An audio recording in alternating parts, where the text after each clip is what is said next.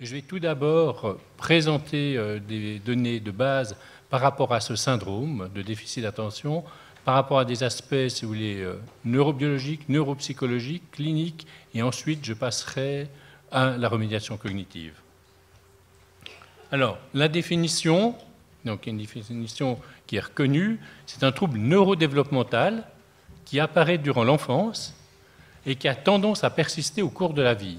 Donc ça, c'est maintenant des données récentes que c'est un syndrome qui a tendance, dans une mesure assez importante, à persister durant toute la vie, ensuite de manière plus ou moins importante, suivant les sujets et les situations de vie. On a ce syndrome du TDAH, donc déficit d'attention, hyperactivité, impulsivité, mais on a aussi une fréquence très importante de troubles associés. Donc il y a, dans 80% des cas, on a au moins un trouble associé, et dans environ 60% des cas, on a 2 ou plus de troubles associés. Ça, c'est des observations, si vous voulez, cliniques et aussi de recherche. Alors, le premier point, c'est le type de trouble associé. Alors, si vous voulez, il faut garder en tête qu'on a un premier pôle qui sont les troubles émotionnels, anxiété, dépression. On a un autre pôle qui sont les troubles comportementaux, par exemple, troubles des conduites ou les troubles oppositionnels avec provocation. Ça, c'est une autre entité. Et puis, il y a un troisième groupe qui est très important au niveau du dépistage, c'est les troubles des apprentissages qui sont présents 25 à 35% des cas. Donc, c'est principalement dyslexie, dysorthographie, mais il y a aussi la dyscalculie, que personnellement nous avons tendance à pas suffisamment repérer. Et puis vous avez aussi, aussi des aspects des troubles de la coordination. Si vous voulez, on a tout en bas, on a un premier niveau qui est le niveau, si vous voulez, des facteurs génétiques. Alors, les généticiens nous disent qu'après l'autisme, c'est le second trouble qui a une héritabilité très importante. Ensuite, vous avez le niveau qui est au niveau, si vous voulez, neurobiologique, ou alors d'une part, c'est au niveau de certaines structures cérébrales et au niveau de certains circuits cérébraux, où là, il y a des particularités que l'on retrouve dans des populations de sujets TDAH. Après, vous avez le niveau, entre guillemets, plus neuropsychologique, avec des aspects liés aux fonctions exécutives. Puis ensuite, vous avez l'expression de ces symptômes avec différents profils, qui est tout en haut. Puis après, il faut rajouter en plus les facteurs sociaux, les facteurs familiaux, les facteurs personnels. Alors, ce qui est l'un des challenges actuels, c'est d'essayer de repérer des endophénotypes. Ça serait des particularités de ces sujets qui nous permettraient de mettre en relation les différents niveaux. Alors, l'un des endophénotypes, par exemple, qui est pour l'instant proposé comme hypothèse, ce serait la mémoire de travail. Dans ce syndrome de degré variable, si vous voulez, pour chaque sujet, on retrouve dans la clinique le poids des fonctions exécutives, qui ne sont pas une condition nécessaire, mais qui peuvent accompagner de manière plus ou moins importante les difficultés d'un sujet, par exemple dans sa vie quotidienne et dans son fonctionnement. Les aspects d'inhibition, donc gardez en tête, l'inhibition, c'est l'une des données les plus fortes dans ce syndrome, c'est la difficulté de ces sujets pour une inhibition motrice, mais aussi une inhibition comportementale, et qui pourrait être aussi une inhibition au niveau émotionnel. Donc ça, c'est de cette présentation, gardez en tête le mot inhibition. Il y a aussi les aspects, alors, activation, mais c'est surtout les aspects d'organisation, de planification, de pouvoir mener une tâche jusqu'à son bout. Et puis vous avez, bon, bien sûr, les aspects d'attention, les différents types d'aspects, et aussi le maintien d'un effort, la persévérance, le maintien d'un certain seuil de vigilance.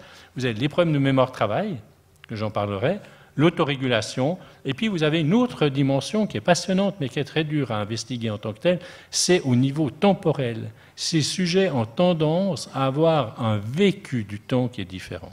Dans le TDAH, si vous voulez, les premières études, il y en a très peu, mais qui ont eu les premières tentatives d'utiliser des trainings cognitifs, c'est déjà depuis 1999.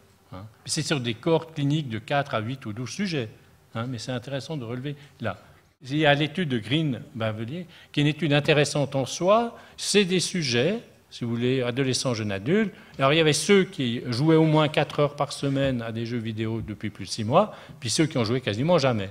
Et puis, tac, pendant un certain temps, ils ont joué tant d'heures par jour. Et puis le résultat, c'est qu'ils ont une augmentation des performances, des capacités par rapport à l'attention visuospatiale après ce training.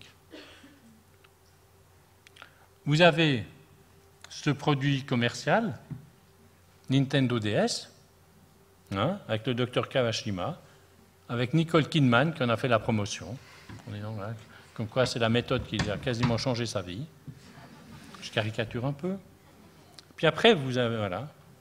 Puis après, vous avez, ben voilà, une méthode, une approche qui est bien plus austère, hein, qui est celle qui a été initiée par Torkel Klingberg, hein, qui est moins sexy ou moins commercial en apparence en tout cas, qui, si vous voulez, a eu d'une part, qui est un chercheur en neurosciences très intéressé par la plasticité cérébrale, par les processus de myélinisation, puis qui en même temps a eu l'ouverture d'esprit de se dire, voilà, les TDAH, c'est une population où il y a des troubles au niveau exécutif, en particulier là, il a fait une étude très rigoureuse sur les fonctions exécutives chez une population d'enfants TDAH, où il a pu mettre en évidence les aspects liés, par exemple, à la mémoire de travail, visuospatiale et un peu verbale. Et ensuite, en 2001, il a développé la start-up Cogmed, qui a élaboré le programme qui a été présenté et qui a aussi eu la chance, si vous voulez, de pouvoir de l'ouverture des écoles publiques suédoises qui ont permis la réalisation, le test et la réalisation de ces programmes cognitifs, de remédiation cognitive, dans le cadre de l'école, avec des ordinateurs dans l'école et sur des heures scolaires, et pas après une journée de cours, hein, après les devoirs et ainsi de suite. Si vous voulez, nous sommes en train de terminer une étude sur l'impact de ce training de remédiation cognitive chez des adolescents ayant un TDAH, où on essaye, si vous voulez, d'observer d'une part, par rapport au questionnaire, hein, mais surtout par rapport à quelques tests neuropsychologiques, et puis également par rapport à l'imagerie cérébrale. On a comme cohorte des enfants, des jeunes, si vous voulez, qui ont un TDAH avéré, avec un sous-groupe qui a fait le training en prenant du méthylphénidate, donc avec un psychostimulant, mais des dosages qui étaient adaptés à chaque cas. Donc on a continué par rapport à la clinique de chaque sujet. Et puis on a un autre sous-groupe d'adolescents TDAH qui ont fait le training, mais sans prendre de médication.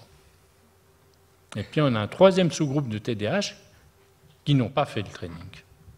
Voilà, tout simplement. Mais on les a vus avant et 5 semaines après, avec exactement la même batterie de tests aussi au niveau de l'imagerie cérébrale. Et puis on a un autre groupe qui est un groupe contrôle qui a fait le training. Ce que l'on peut voir, si vous voulez, c'est qu'on observe, là c'est au niveau, si vous voulez, de la mémoire de travail verbal, il y a une différence entre avant et après. Hein, c'est des chiffres que sur un sous-groupe, hein, je n'ai pas encore les données générales, si vous voulez, pour les présenter maintenant, puisqu'on les analyse. Et puis on retrouve cette tendance au niveau de la mémoire de travail visuospatiale. L'autre chose, si vous voulez, c'est que les parents décrivent, alors, par rapport, eux, les parents, bien sûr, il y a la motivation que leur enfant participe à une recherche, mais financièrement, ils n'ont pas payé pour le training. Le jeune, lui, il reçoit un peu d'argent, donc là, c'est l'équivalent, je ne sais pas, de peut-être 120 €, hein, si vous voulez. Bon, voilà. Mais les parents, donc, bien sûr, à ce niveau-là, on a un retour qui est généralement positif comme impact du training dans ce qu'ils peuvent observer au niveau du fonctionnement du jeune, dans sa vie quotidienne. Et on voit une différence significative sujet-contrôle par rapport au groupe clinique, puis le groupe clinique qui n'a pas fait le training par rapport aux 2 groupes cliniques qui ont fait le training avec ou sans médication. Et on voit pour l'instant dans une analyse pas de différence significative entre le groupe clinique avec médication et sans médication. Ces 2 groupes bénéficient en tant que tels du training au niveau des processus, des activations par rapport au circuit de la mémoire de travail. Alors, malgré les avancées, si vous voulez, scientifiques que l'on a dans ce domaine, ce qui reste au premier plan, c'est la clinique, c'est notre rôle de clinicien, c'est notre place de clinicien et notre démarche de clinicien. L'autre point, c'est les approches non médicamenteuses. Elles doivent aussi être prises en considération, hein, pas seulement les approches médicamenteuses dans ce syndrome, comme je vous l'ai montré tout à l'heure, et puis que des nouvelles approches, comme la remédiation cognitive, a son intérêt en soi.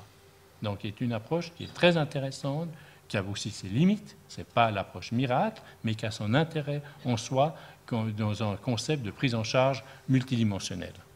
Voilà, alors, c'était un peu où on en était avec le TDAH, un peu perdu. Peut-être la remédiation cognitive nous donne un peu plus de clarté, hein, des pistes. Et puis voilà, on essaye, dans un partenariat, d'avoir une certaine créativité, puis d'avoir une dynamique entre tous les intervenants, comme par rapport à Tinguely, et puis pour que des jeunes puissent réussir leur envol dans la vie. Voilà, j'ai fini, je vous remercie.